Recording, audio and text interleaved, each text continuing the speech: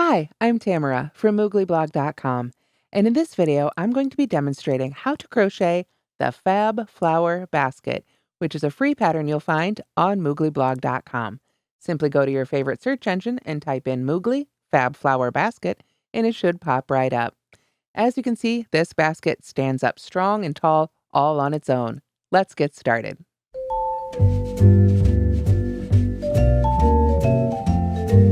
To make the Fab Flower Basket, you need 58 yards of Bernat Fab, which is a 7 jumbo weight yarn.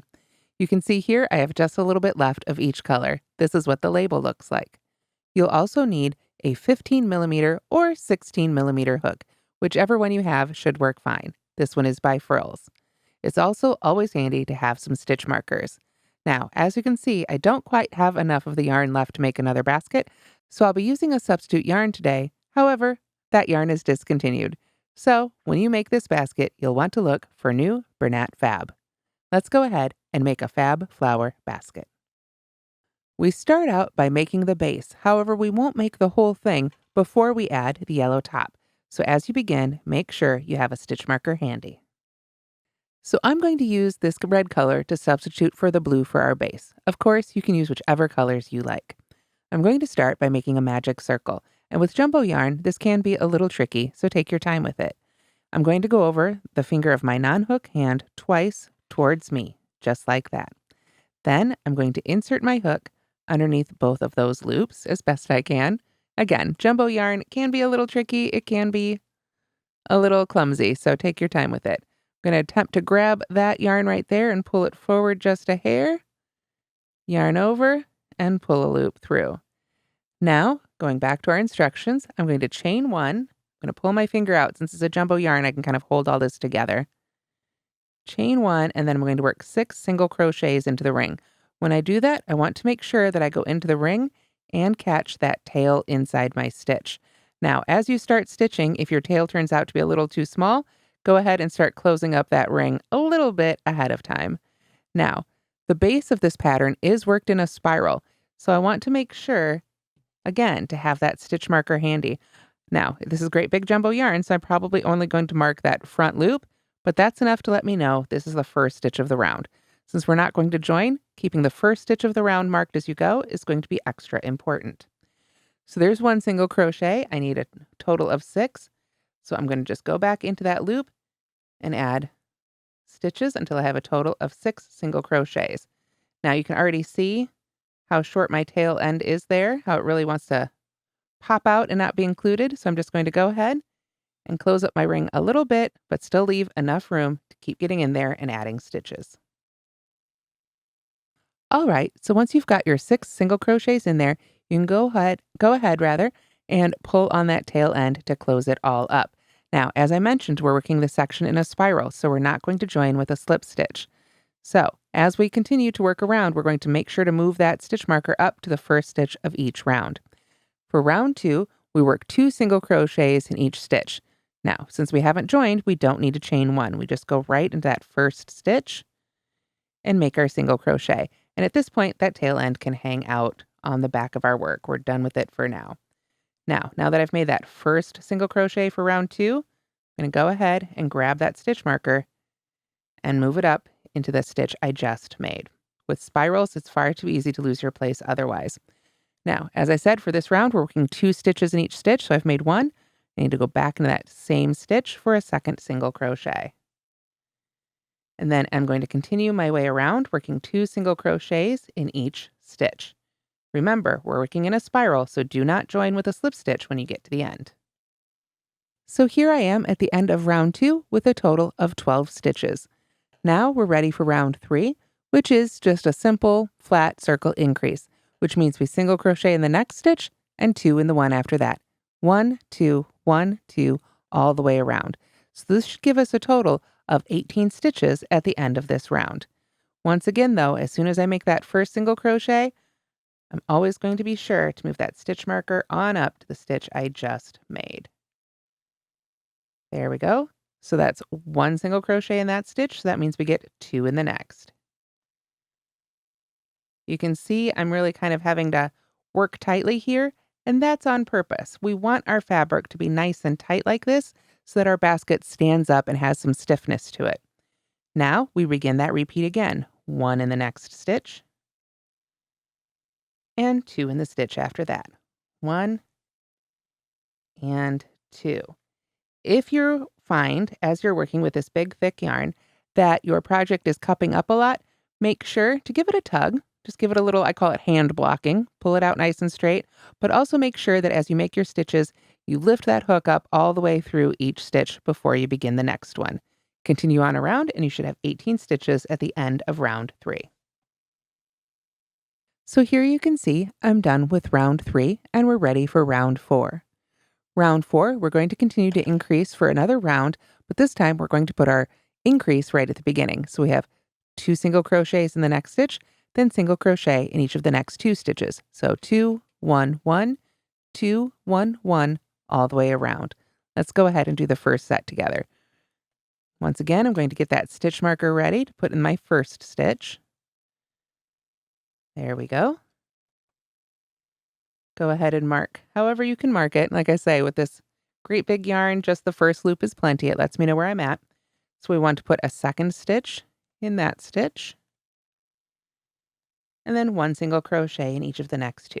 1 and 1. So that's our repeat. 2, 1, 1, 2, 1, 1, all the way around. And at the end of round 4, you should have a total of 24 stitches. And here I am at the end of round 4 with 24 stitches in that last round. Now, at this point, we're going to pull up on that loop, take a second stitch marker, and we're just going to secure the loop. I like to put it within the active loop and around my working yarn, and that way I know that loop won't go anywhere. And now we're going to bring in color B and make the flower. So now it's time to bring in our color B and make the flower on top of our base. To do that, we're going to join with a single crochet to the last stitch we made. Now, this is kind of unusual. A lot of times when you're joining to row like this, you'll go to the first stitch you made, but I made the conscious choice to join to this last stitch and work our way around this way. This is on purpose. This base right here is worked in a spiral. As you can see, there's a little bit of a jog right there as we finish up this row. So I like to start back on this stitch and then go across, and it just makes everything look a little bit smoother in the finished project. Let's go ahead and get started. So the way I like to join with a single crochet is to fold over my ribbon like so, and then insert my hook into that loop from behind and hold onto the tail end along with my hook. You can see that puts a loop right on my hook ready for stitching. If you prefer, you can also use a slip knot. That's a little bit easier. Then what I'm going to do is look for that very last stitch I made. You can see right there. And I want to go under the back loop only. Now, front loop and back loop are always relative to us, the crocheter. I'm on this side of the table here, on this side of my project. So that means this is the front loop and this is the back loop. We're looking at those 2 loops, the V at the top of each stitch. So what I want to do is insert my hook right under that back loop only of that last stitch made. Pull up my loop, and then I can just yarn over and pull through 2 to finish my single crochet. If you prefer, you can do the standard, join with a slip stitch, chain 1, and single crochet in the stitch. Whatever works best for you. So there's my first single crochet. For now, I'm going to go ahead and just push that yarn right to the front out of the way so I can continue stitching with it later. Now I'm going to go to the next stitch, which you can see is actually our first marked stitch there. And once again, I'm going to go under that back loop only. There we go. Now I'm just going to continue to back loop only, single crochet in each stitch around. So as you can see, I've now single crocheted in the back loop only, and there's that unused front loop hanging out right there. We'll return to those when we finish up the base. But for now, you can see I've worked all the way around. Now, I forgot, one thing I'll want to do is put a stitch marker in the first stitch of these rounds as well, because we're going to continue working in a spiral. So after you've finished up round 1, then we've got rounds 2 through 4, which are very simply single crochet in each stitch around. So once again, as you do that, you'll want to make sure to move your stitch marker up to the new first stitch of each round. Otherwise, rounds 2 through 4 are just single crochet in each stitch around, and now we're back to working under both of those top 2 loops. So now you can see I've worked 4 rounds evenly. 1, 2, 3, 4 rounds of single crochet.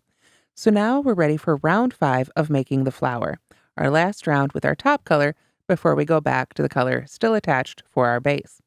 So for round 5 of making the flower, we're going to go ahead and single crochet in the first stitch. And just for the ease of keeping track of things, I probably will go ahead and mark this first stitch here. There we go. Just makes it nice and easy, especially if you do make a mistake and have to pull back out, right? Then you'll know the one right below it is your first stitch of the previous round. So we single crochet in the first stitch, and then we begin the repeat that takes us all the way around.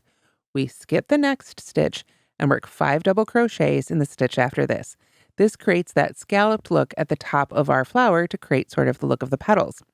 So now we're going to yarn over first and put 5 double crochets right in that stitch. There's 1,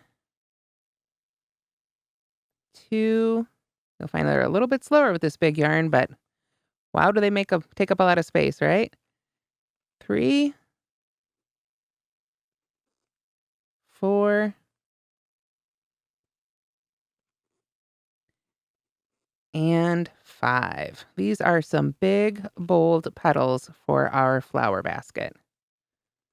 There we go. So you can see 1, 2, 3, 4, 5. So then we skip the next stitch, and don't let it hide from you. You can see with all these stitches in this stitch, the one right next to it wants to hide, but there's another stitch right there. We're going to skip it and single crochet in the stitch after that. And then we just continue that all the way around. Skip the next stitch, 5 double crochets in the stitch after that. There's 1, 2, 3,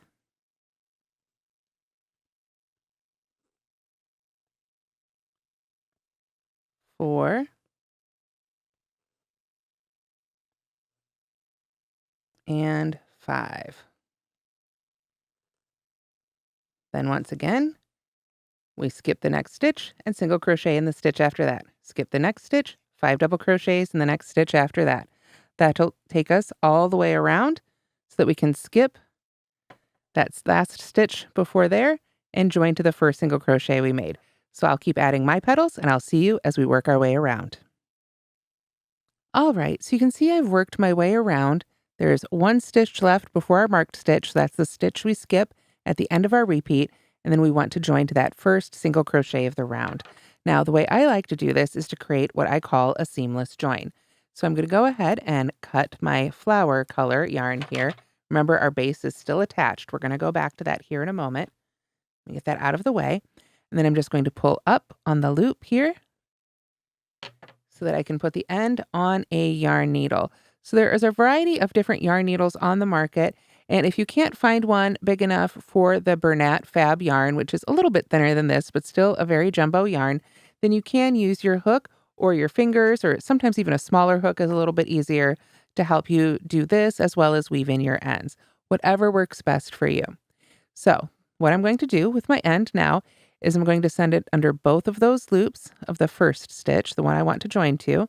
And now I'll go ahead and get that stitch marker out of the way. I think we're done with it now. I'm going to pull that yarn right on through the stitch. And then I'm just sort of going to line up everything here between the last stitch and the stitch I'm joining to. I'm going to go right back into the center. You can see that's where the yarn's coming out and around. I want to send my yarn right back into that center of that stitch. And I usually catch that little loop right underneath it there from the yarn over, if there is one. And then, hopefully I haven't pierced the yarn. Having a little bit of a duller needle would be a good idea with this particular yarn. The Fab won't give you this trouble. This yarn likes to split a little bit. There we go. So let me pull that through. And then you can see I did get a little caught on that. There we go. Again, this is not the recommended yarn. This is just a substitute that I found for today. You'll want to use the Bernat Fab. This yarn, in fact, is discontinued. But you can see I just pull down on that, and it makes it disappear really nicely. And it's a little bit less chunky than joining with a slip stitch and then cutting your yarn and putting a knot in it. So from there, I can go ahead and just weave that end in along the inside, as long as that one. But before we finish up, we need to come back and finish the base. So now the top of our flower basket is done, and it's time to finish up the base with its own set of scallops. Now, if you prefer this look with sort of a more discreet, less flowery base, if you will, you can, of course, just leave your basket like this. It stands up really well. But I like to give it a little bit of a wider base, a little more whimsical, and it helps it, I think, be just a little bit more sturdy. So we come back here, and let's find the active loop here on our base. We had marked that with that very first, well, our second stitch marker. So we put our hook right back in that loop. We know our hook is in the loop in the right way, if our loop is in the right direction, if when we pull that back on that working yarn, the part of the loop that moves is in front of our hook. And that's the case. So we're in the right spot. So to finish up what's base round 5, we now turn our work this way, and we're going to be working into those unused loops. So when we looked at it this way, we had unused front loops, right? We're going to turn this way, and now it's kind of like they're back loops, but it's just the unused loop, but they're there and available for us to work into. So now what we're going to do is make sure that we work the entire round here in these unused loops, skip the next stitch, and work 6 double crochets in the stitch after that. So we want to look closely. This is the loop that our stitch is coming up from, so we're going to skip the next one and work 6 double crochets right in that unused loop left behind of our base there. So there's 1. And you can mark the top of that first one if you want to, but I think we'll be able to find it pretty easily. 2, 3,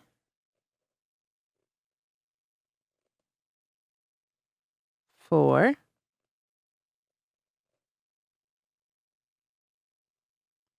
5,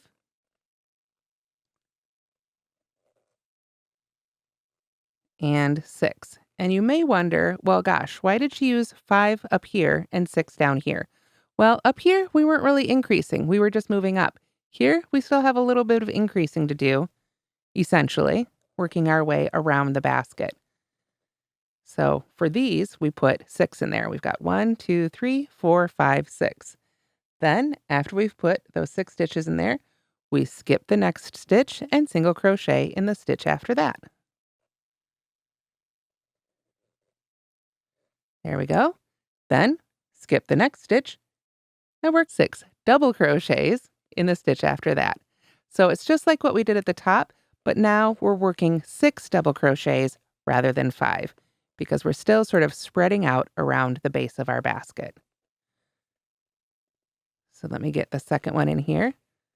As I mentioned, working with this big thick yarn can be a little tricky.